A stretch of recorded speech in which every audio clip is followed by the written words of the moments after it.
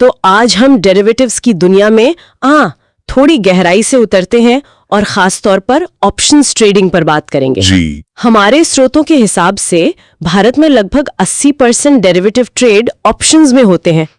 ये तो बहुत ज्यादा है, आखिर क्यों? हाँ, ये काफी पॉपुलर है, शायद इसलिए कि कम पैसे में ज्यादा एक्सपोजर मिलता है या फिर रिस्क मैनेजमेंट के लिए। तो ऑप्शंस देखिए, संक्षिप्त में कहें तो एक खास किस्म का समझौता है। समझौता? हाँ, कॉन्ट्रैक्ट। इसको समझने के लिए ना स्रोतों में एक जमीन के सौदे का बड़ा अच्छा उदाहरण दिया है। अच्छा, जमीन का सौदा बताइए। मान लीजिए एक व्यक्ति है अजय और दूसरा वेणु।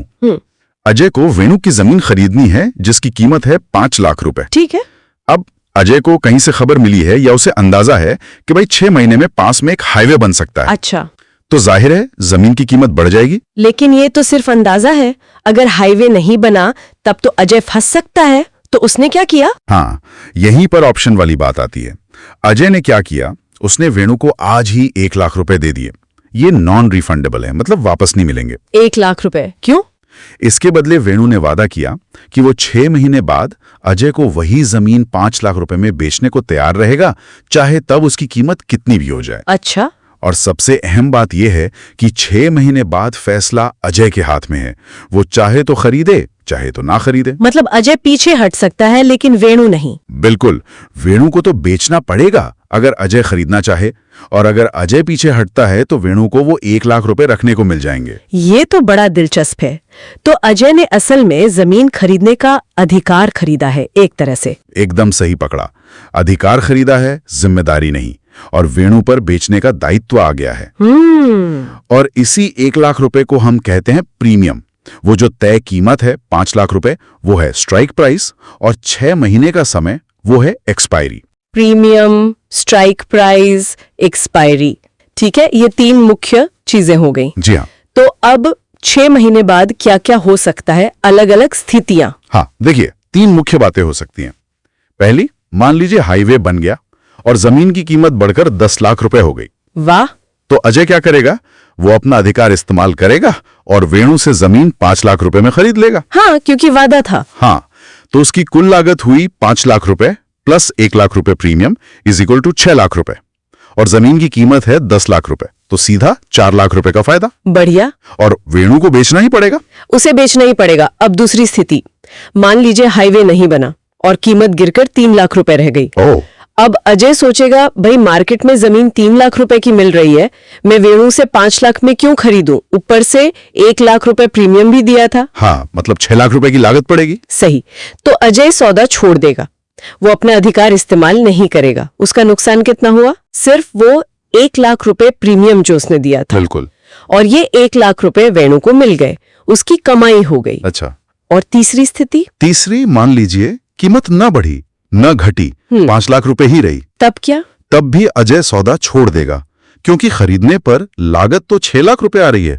5 लाख रुपए स्ट्राइक प्लस 1 लाख रुपए प्रीमियम, जबकि कीमत सिर्फ 5 लाख रुपए है। हाँ, तो भी 1 लाख रुपए का नुकसान है। तो इस केस में भी अजय का नुकसान 1 लाख रुपए प्रीमियम और वेणु की कमाई 1 लाख रुपए। मतलब अजय का ज्यादा से ज्यादा नुकसान पहले से तय है, सिर्फ 1 लाख रुपए। हाँ। लेकिन फायदा अगर कीमत बढ़ी तो कितना भी हो सकता है। एकदम, limited risk unlimited profit potential. क्या यही फंडा स्टॉक मार्केट के कॉल ऑप्शन का है? बिल्कुल यही।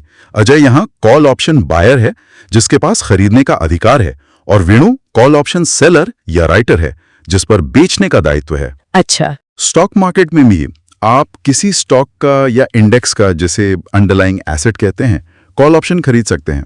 आप प्रीमियम देते हैं, एक तय स्ट्राइक प्राइस चुनते हैं और एक तय एक्सपायरी डेट। और अगर उस स्टॉक या इंडेक्स की कीमत स्ट्राइक प्राइस से ऊपर चली गई एक्सपायरी तक, तो बायर को फायदा? हाँ बिल्कुल, और उसका मैक्सिमम लॉस सिर्फ वो प्रीमियम है जो उसने दिया था। लेकिन एक सवाल मन में आता है, जैसे वेणु का केस था, अगर जमीन की कीमत मान लीजिए 20 लाख रुपए हो जाती तो उसे तो बहुत नुकसान होता।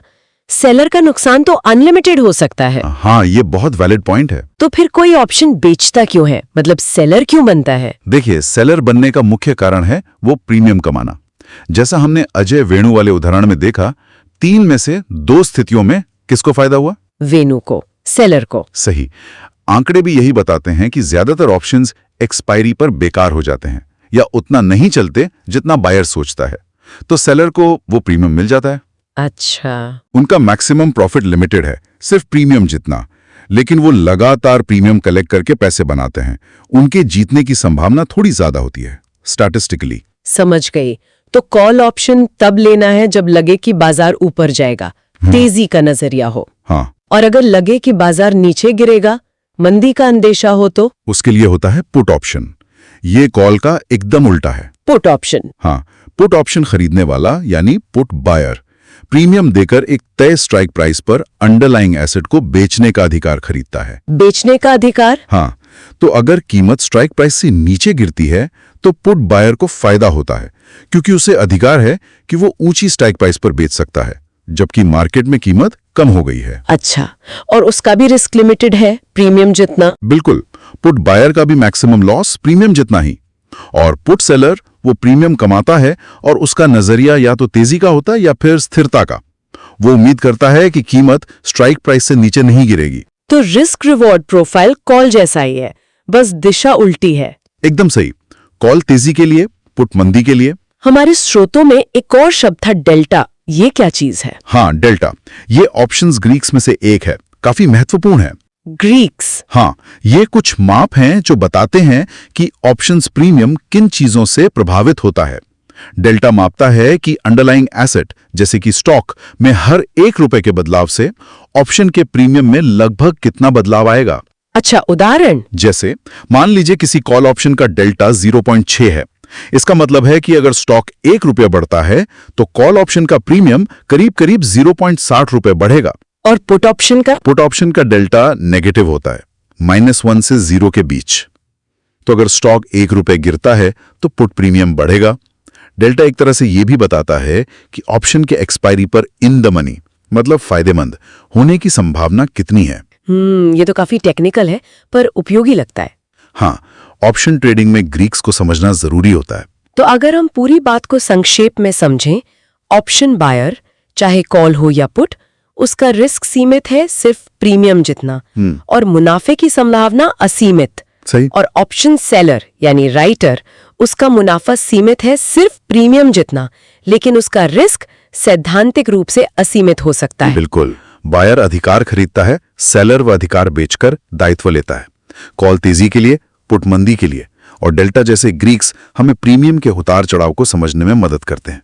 यहाँ एक बात सोचने वाली है, अगर आंकड़े ये कहते हैं और हमारे उदाहरण में भी दिखा कि सेलर के जीतने की संभावना ज्यादा होती है, हाँ, तो क्या ज्यादातर ट्रेडर्स को हमेशा ऑप्शन बेचने पर ही फोकस नहीं करना चाहिए?